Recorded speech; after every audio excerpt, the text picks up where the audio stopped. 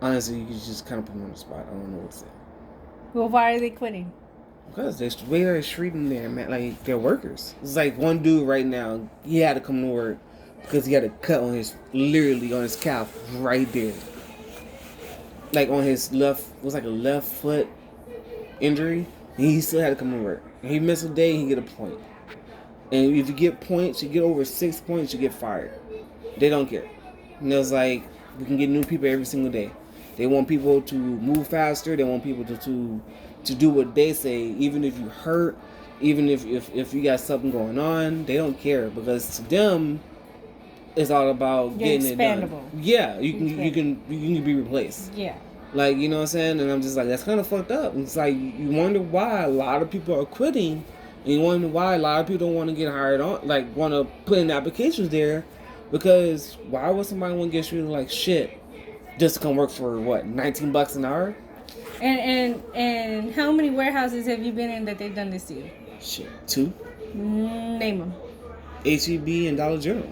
And at H-E-B, how did they treat you? Shit, they treated me like I was like another person coming in and out. It was like you never seen a used part, like a car. Like if you have a part that's broken, they take that part out and replace it with a whole new one. It's like that. It's like they don't care. It's like, well, fuck it, we can go buy a new one, or we can go get you a whole new employee. And what kind of attitudes did they have with you? Always hostile. It's like definitely one of the managers always like, oh, hey, why you doing this? Hey, why you ain't doing that? Hey, you can't be drinking doing this. You can't be doing that. Did you feel targeted? Yeah, all the time. Every house I've been to, I felt targeted. Granted, Dollar General is less targeting, but it's still feel like they don't care about their employees because it's not just one person. They doing it to everybody. It's like more of like an in and out thing. Like I said, it's like a car. They don't care. It's like we can put new things in it, take the old things out. If it broke, okay, we're gonna replace you. And we ain't gonna try to fix you either. We're gonna replace you. It's like why try to replace something that's working perfectly fine? You just gotta to fix it. Like, you know what I'm saying? Fix the part. Fix the problem. Don't get a new one. Fix the problem. And so one of the issues was that you weren't reaching your numbers. Yeah. Right?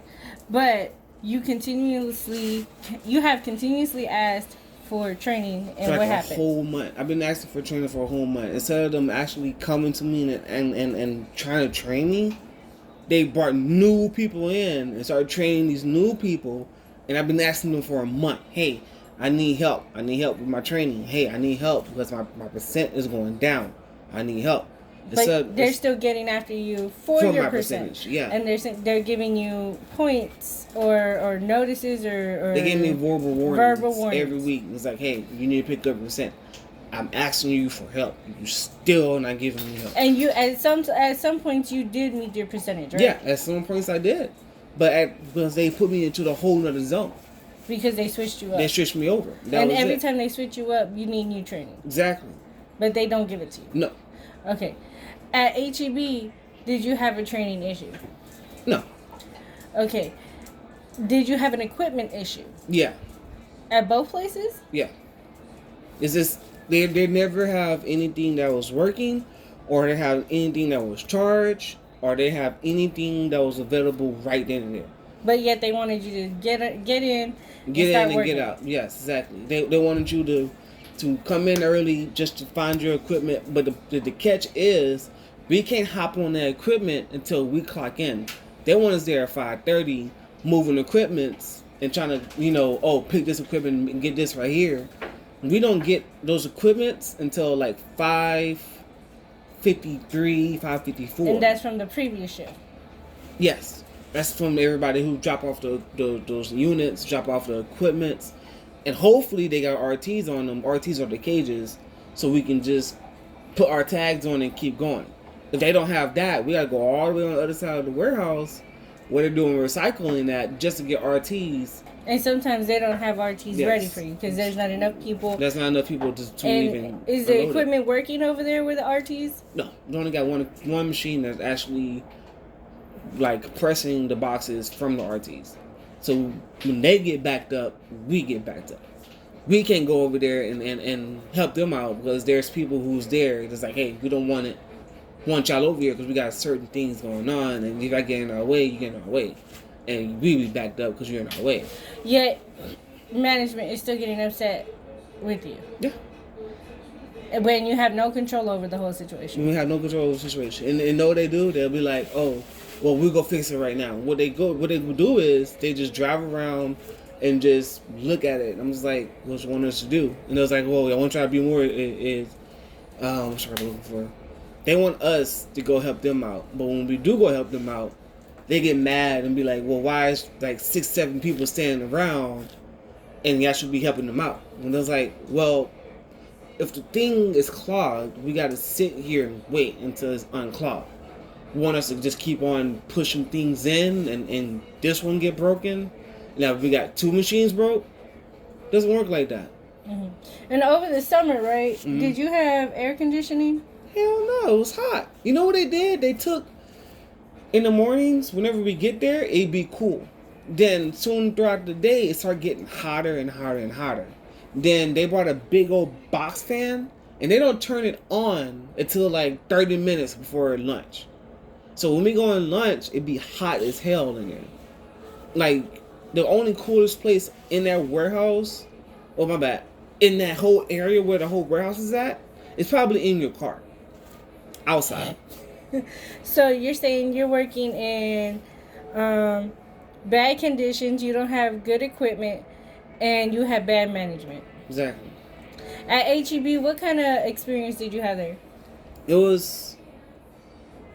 We had some good management. We also had some bad management. It was like a very... But you went through them pretty fast. Pretty fast. They were always in and out, right?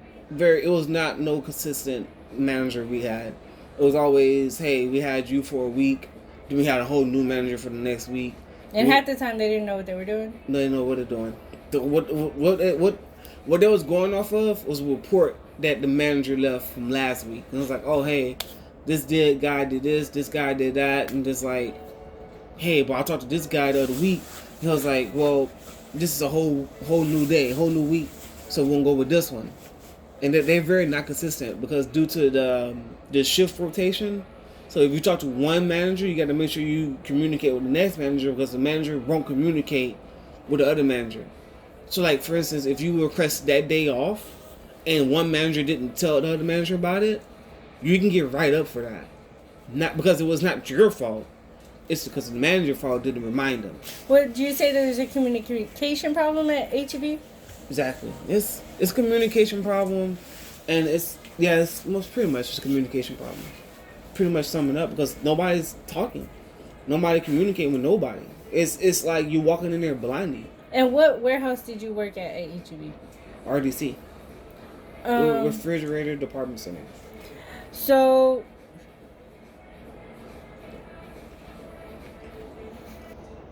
would you say, as a black African American man, you had an equal opportunity in the HEB warehouse? No. Why? Because I've been there for like almost a year and a half, and I'm always putting in applications everywhere, and I'm always getting, oh, sorry, thank you for your application, but we're gonna go with somebody else. And I actually had an interview with it was like with a store, and I actually went to the interview, walked in there, noticed I was like the only black guy there. You know what I'm saying? I thought nothing of it. Then literally, not even 10 minutes later, I got an email saying thank you for your interest in the HEB store, but we're gonna have to go with somebody else. And I was just like, well, did you actually go through the interview and all that? Yeah, I went through the whole interview, the whole sit down interview with the whole supervisor right in front of me, and everything, and literally walking out the door, got into the car. Thank you for your interest in the store. Did you have any opportunities to transfer to a different warehouse? Yeah, I had multiple ones. I could have went to Frozen, but instead of them pushing forward, I had to wait until an incident, happened where they actually like, okay, well, we really need to push it forward. And when I talked to them about it, this is when in November of 2019, I asked them for a transfer because I came back from Frozen, the warehouse I was at. I was there for like a whole month helping them out.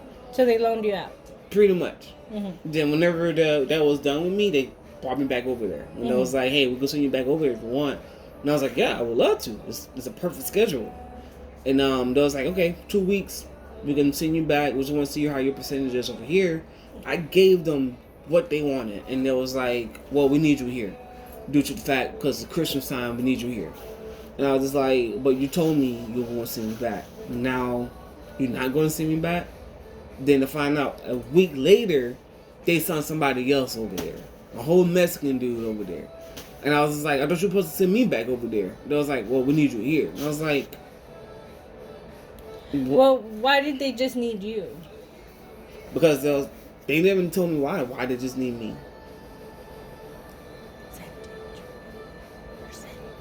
Because of my percentage.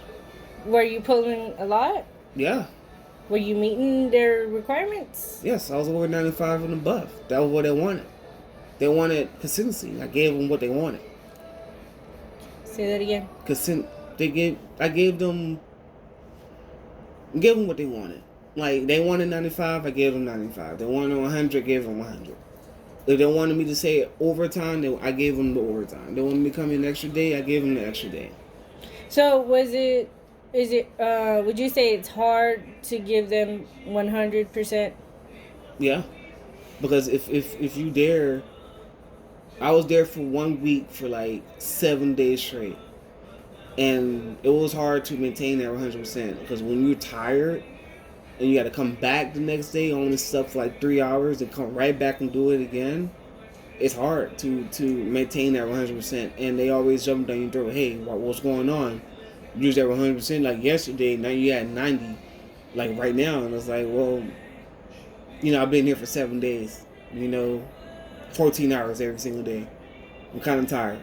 How many warehouses in total have you worked at?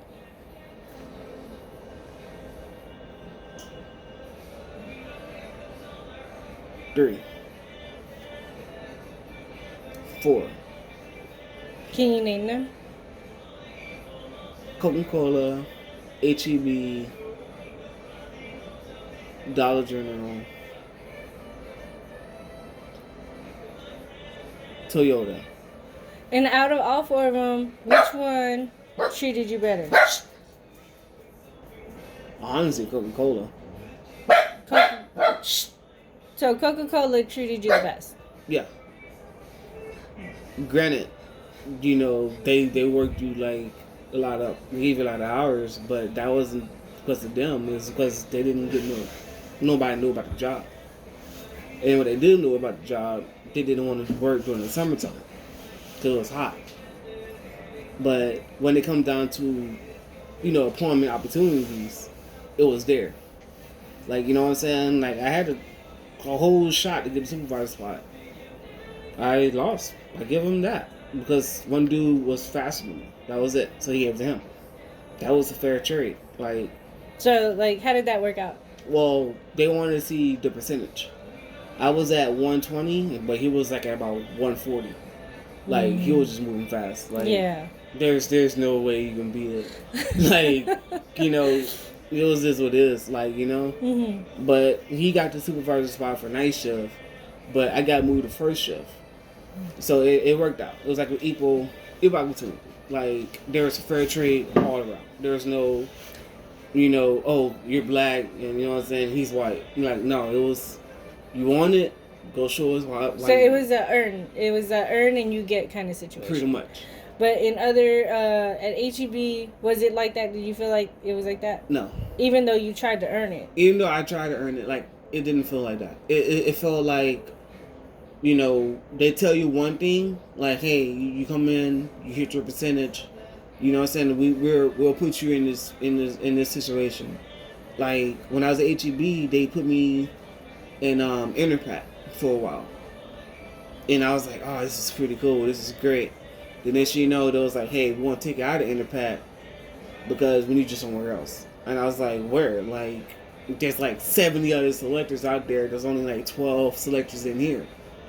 So why are you taking me out? And I was like, well, because we need you out in the floor because there's nobody out there who's moving. And I was like, I guess. So to find out, I've been out there for a week, they putting new people in there. They took me out to put somebody else in there. And I was like, why do you do that for? I was like, well, he been asking and we need, we want to give him an opportunity to do it. Well, that's understandable. Yeah, that's understandable. But when I asked him to put him back in there, they was like, oh, just wait, we'll put you back in there. We'll put you back in there. And I was like, okay. So just wait. And I was like, because we're trying to get, new people in there. I was just like, but when you told me I'm an Interpack selector, I'm supposed to be an Interpack, not open floor. So what's going on? So it was a lot of miscommunication. Pretty much. They were telling you one thing, doing and another a whole thing. other thing. And what about Dollar General? Dollar General, it's communication. It's what making people want to quit. Like, right now, probably 3 people I talked to last night was willing to quit. Because there was like, the working is so unfair. It's like, you want us to come in and be there at 5:30. Get your equipment, if it's even there, because sometimes the day shift don't get done until like about 5:40. So by the time you get your equipment, it be dead. There go no RTs on there. Then by the time they actually bring in the units to start selecting, it's at about 6 o'clock. So by the time you get your unit, it's literally right at the meeting time, and you gotta log on to it. It takes about 5 minutes just to log on to it. So by the time you finish logging in, it's like 5:05. Then you got the managers jumping down your throat just for them to be like, oh, well, 6:05. Just for them to be like, hey, you need to go faster. You need to go get this done. It was like, we just got the stuff. Give us a minute to load up everything and get going. It's going to take us 5 to 10 minutes to load up everything, even if it's even there.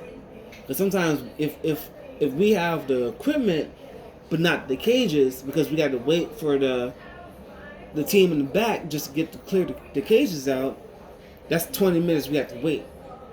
Like, and instead of them helping us, they'd be like, hey, you need to go faster. Hey, you need to do this. Hey, you need to go faster. I'm just like, we can't go faster if we don't have nothing. We can't do this if we don't have nothing. Like, and communication, it sucks because my son was out, but he was sick, so we had to get him tested for COVID. And instead of them, being more of a concern about what's going on, they told me, oh, if you take out, we won't pay for you. You will take some points. Because it's not you not having COVID, it's your son having COVID. If we're not covering your son, we're covering you. And I was just like, but that's my son. I'm there. I'm around him. Like, if I'm around him, I'm taking care of him. Like, if he gets sick, what you think would happen to me? I would get sick. Everybody in the house would get sick. Like, you know what I'm saying? So instead of us doing this... Are you vaccinated, though? Oh, yeah, I'm completely vaccinated. But, you know what I'm saying? Is your spouse vaccinated? Yeah. Or your girlfriend? My spouse is vaccinated. And you have how many kids? I have 2. I have a boy and a girl. Mm-hmm. And the CDC guideline, even they have it on their wall. If you're around somebody who have COVID, or if you've been around somebody who is expected to have COVID, you're supposed to quarantine for 7 days. Mm-hmm. They didn't let me do that. They let me literally quarantine for they didn't even let me quarantine. I was off for 2-3 days. That was it. And what happened during those days? During those days, I had to go get tested, send them an email about it. Then whenever I got that, send them an email about it, I came back to work Monday just to find out that they didn't receive the emails. They gave me points for being off, for even having to go get tested. Then I went from being at 3.5 points to 7.5 points. And the point system is literally limited to only 6. You're only supposed to have 6 before you get terminated. And how did you get all those points? I called in once, one Friday. Then I called in another time on Friday, and I showed up late a few times. So those times equaled up to 3.5. Okay, but what about the rest? What happened there? The rest, I got hurt due to when I was working at Dollar General. I actually picked up some dog food, and my lower back just started spazzing out, and like my lower back started cramping up bad, and I had to go home. And they told me they wasn't gonna give me a point for going home. And to find out, I got a point for calling in on Friday because I couldn't move my back because my back was hurting really bad. And they gave me a point for that day. And I was like, well, that's messed up. I got hurt at work, so why am I getting the point from getting hurt? And I was like, because you're not at work. And it's a safety thing because if you're not going to the doctor and getting a doctor note, then it's a point. Are you able to go to the doctor? No, because I don't got insurance. And why don't you have insurance? Because I have to wait 90 days for my probation period to be over with just to get insurance. So you are uninsured. Yeah, Totally uninsured. uninsured. Totally uninsured. Do you have money to go to the doctor and pay out of pocket? No. Why? Because I have bills I have to pay and I have things around that I have to do before I have to go pay for, medical insurance. Like, medical expenses.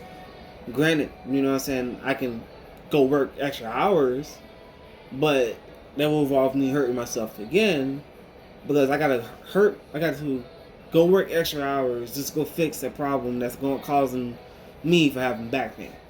Like, so it's like if I'm already in pain, but I need to go to the doctor, I don't have the money, so I need to go back to work an extra day just to get the money just to go to the doctor next week. So I'm just like, it's a whole bunch of wear and tear. Like, you know what I'm saying? It's not safe. Like, and if I have insurance, I don't gotta worry about doing that. I can be like, okay, my back hurting right now, I can go to the doctor, get it done with right in there. Instead of me waiting 2 weeks just to get some money, you know what I'm saying, just to go see about a doctor, that happened 2 weeks ago.